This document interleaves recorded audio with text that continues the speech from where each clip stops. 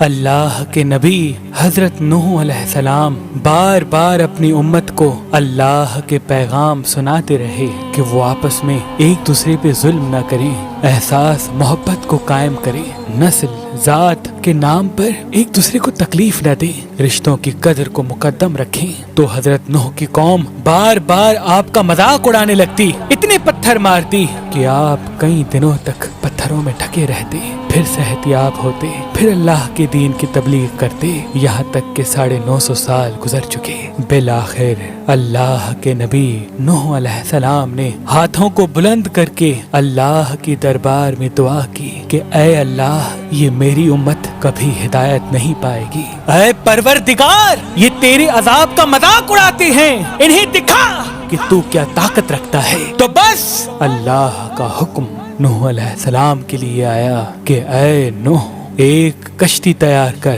اور اس میں پورے جہان کے چرند پرند کو اور ان انسانوں کو شامل کر جو تم پہ ایمان لے آئے۔ تو یوں اللہ کے نبی حضرت نوح علیہ السلام نے درخت اگائے اور کشتی بنانے میں لگ گئے۔ وہ پوری قوم ہنستی رہی اور نوح علیہ السلام اللہ کے حکم کو تسلیم کر کے اپنے فعل میں مصروف رہے۔ تقریباً 100 سال کے بعد وہ کشتی تیار ہو گئی اور نوح علیہ السلام تمام چرند پرند کے جوڑوں کو ان کشتی میں سوار کر ہی رہے تھے کہ اتنی دیر میں سانپ اور بچھو آپ کی خدمت میں حاضر ہوئے اور کہنے لگے، اے اللہ کے نبی، اس نجات کی کشتی میں ہمیں بھی سوار کرو۔ اللہ کے نبی نوح علیہ السلام نے فرمایا، تم تو انسانوں کو تکلیف دیتے ہو، ان کو کاٹتے ہو۔ تو یوں سانپ اور بچھو رو کے اللہ کے نبی سے عرض کرنے لگے کہ اے اللہ کے نبی، آپ ہماری نسل کو بچائیں، ہم آپ سے وعدہ کرتے ہیں کہ جو بھی انسان سلام علی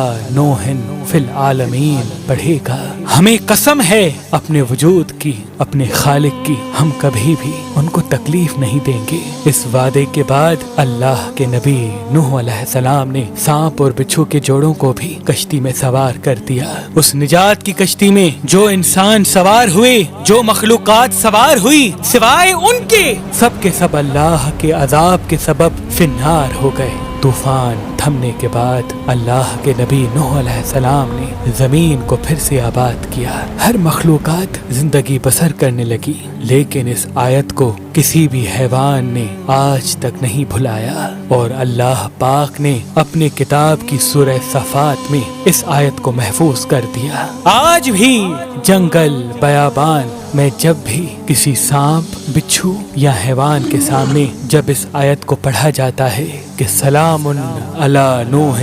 فی العالمین، تو سانپ ہو، بچھو ہو یا کوئی بھی حیوان و جن اس آیت کے احترام اور اس کے پسے پشت وعدے کو سمجھ کے اس انسان کے قریب نہیں آتا۔ بے شک اللہ نے اپنی کتاب میں ہر پریشانی، بیماری اور مصیبت کا علاج رکھا ہے۔